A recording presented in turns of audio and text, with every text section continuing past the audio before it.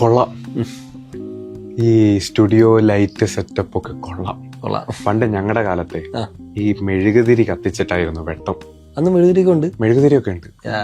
ഇത് കൊള്ളാം. അതൊരു കാര്യം പ്രത്യേകം നിങ്ങളെ കൈ കിട്ടിയ ഒരു കാര്യം പ്രത്യേകം ചോദിക്കാനുണ്ട്. എന്തായിരുന്നു? ഈ ആപ്പിൾ തലയിൽ വീണെന്ന് പറഞ്ഞ സംഭവം അത് ഉള്ളതാണോ തള്ളാണോ? എവിടെ പോയാലും ഈ ഒരു ചോദ്യമാണല്ലോ. ആപ്പിള് എന്റെ തലയിലല്ല സബി വീണത്. പിന്നെ പണ്ട് ഞാൻ എന്റെ വീടിനടുത്ത് ഇങ്ങനെ ചുമ്മാ ഇരിക്കുമായിരുന്നു. വൂൾസ്റ്റോപ്പ് മാനർ എന്ന് പറയുന്ന ഇംഗ്ലണ്ടിലെ ഒരു സ്ഥലം. അപ്പൊ അവിടെ അടുത്തിരിക്കുന്ന ഒരു മരത്തിൽ നിന്ന് ഇങ്ങനെ ആപ്പിള് താഴേക്ക് വീണു. എന്റെ തലയിലാണ് വീണെങ്കിൽ ആ വേദനയും കൊണ്ടിരുന്നേനെ. ഇത് അടുത്ത് വീണപ്പോ ഞാൻ ആലോചിച്ചു, എന്തുകൊണ്ട് ഇത് താഴേക്ക് വീണു? വലത്തോട്ടോ ഇടത്തോട്ടോ ഒന്നും അല്ലെ മേലോട്ട് പോകാതെ താഴേക്ക് തന്നെ വീണു. അതാണ് പിന്നീട് നമ്മൾ ആ ചിന്തയെന്നാണ് നിയമങ്ങള് ഗുരുത്വാകർഷണം അല്ലേ കൊണ്ട് ഞങ്ങളുടെ മുമ്പിലാണ് വീണെങ്കിൽ ഞങ്ങൾ ആപ്പിൾ തിന്നിട്ട് അവിടെ കിടന്ന് ഉറങ്ങിയാണ്. അതാണ് നമ്മുടെ തമ്മിലുള്ള വ്യത്യാസം. ഈ ഒന്നാം ചലന നിയമമൊക്കെ നമ്മൾ പറയുന്നുണ്ട്. ചലന നിയമങ്ങൾ വളരെ സിമ്പിൾ ആയിട്ടൊന്ന് പറഞ്ഞു കൊടുക്കാം. സിമ്പിൾ ആയിട്ട് പറയാമോ? സബി ഇപ്പൊ ഇവിടെ ഇരിക്കുവല്ലേ, ഈ ഇരിക്കുന്നതെന്ന് പെട്ടെന്ന് ഒരാൾ സബീനെ തള്ളിയാല് ഒരു ഒരു അനക്കം, അതിനെയാണ് നമ്മൾ ഇനേഷ്യ എന്ന് പറയുന്നത്. വേറൊരു ഉദാഹരണം പറയുകയാണെങ്കിൽ സബിക്ക് ഇപ്പൊ KSRTC ബസ്സിൽ പൊക്കോണ്ടിരിക്കുമ്പോ പെട്ടെന്ന് അത് ബ്രേക്ക് ചവിട്ടിയാലും ചവിട്ടാറുണ്ട്.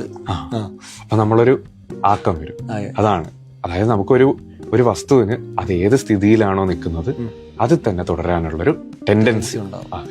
ഇതാണ് ഒന്നാം ചലനം. ഒന്നാമത്. ഈ രണ്ടാമത് ചലനം നമ്മൾ ഭയങ്കര ഇക്വേഷനെ കുറിച്ച് F=ma എന്നൊക്കെ പഠിക്കാറുണ്ട്. എന്താണത് സിമ്പിൾ ആയിട്ട് പറയുകയാണെങ്കിൽ rate of change of momentum, അതായത് ഒരു വസ്തുവിൽ ഉണ്ടാകുന്ന ആക്സിലറേഷൻ അത് അതിന്റെ ഫോഴ്സിനോട് പ്രൊപ്പോർഷണൽ ആയിട്ടാണുള്ളത്. സിമ്പിൾ ആയിട്ട് പറഞ്ഞുതരാം. നേരത്തെ പറഞ്ഞ KSRTC ബസ്, ഈ ബസ് ബ്രേക്ക് ഡൗൺ ആയി. ഇതിന് ഒരു പ്രത്യേക ഒരു ആക്സിലറേഷനിൽ തള്ളണം, ഒന്ന് നീക്കണമെങ്കിൽ നമ്മൾ കൂടുതൽ ഫോഴ്സ് കൊടുക്കണം. അതേസമയം ഇതൊരു ചെറിയൊരു കാറോ സൈക്കിളോ ആണെങ്കിൽ തള്ളാൻ കുറച്ചും കൂടെ എളുപ്പമാണ്. ഫോഴ്സ് അത്ര മതിയാവും.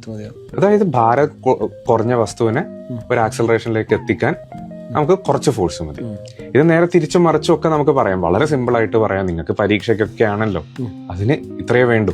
പക്ഷെ നമ്മൾ പഠിക്കുമ്പോൾ ആഴത്തിൽ പഠിച്ചാൽ നല്ലത്.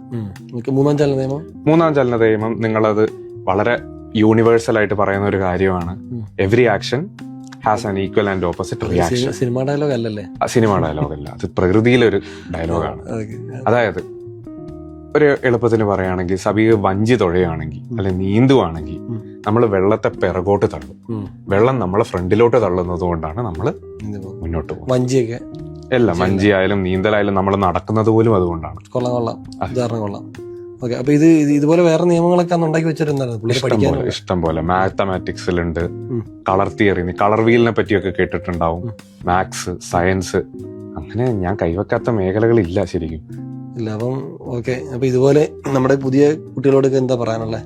പുതിയ കുട്ടികളോട് പറയാനുള്ള വളരെ ലളിതമായിട്ട്, ഒരു ആപ്പിള് വീഴുന്നത് കണ്ടാൽ അത് പെറുക്കിയെടുക്കുന്നതിന് മുൻപ് എന്തുകൊണ്ട് വീണു എന്ന് ചിന്തിക്കുക. അത്രയേ ഉള്ളൂ. ആപ്പിളിനെ പോലെ വേറെയുള്ള കാര്യങ്ങളിലും എന്തുകൊണ്ടാണ് ചുറ്റുമുള്ള കാര്യങ്ങൾ കാണുക. അത്രയേ ഉള്ളൂ. ഓക്കെ, അപ്പൊ ഇത്തരത്തിൽ നമ്മുടെ ചരിത്ര പുരുഷന്മാരൊക്കെ നമ്മൾ ഇതുപോലെ ഇന്റർവ്യൂവിൽ കൊണ്ടുവരും. അപ്പൊ അടുത്ത ആരെ വേണമെന്ന് നിങ്ങൾ കമന്റ് ചെയ്തു.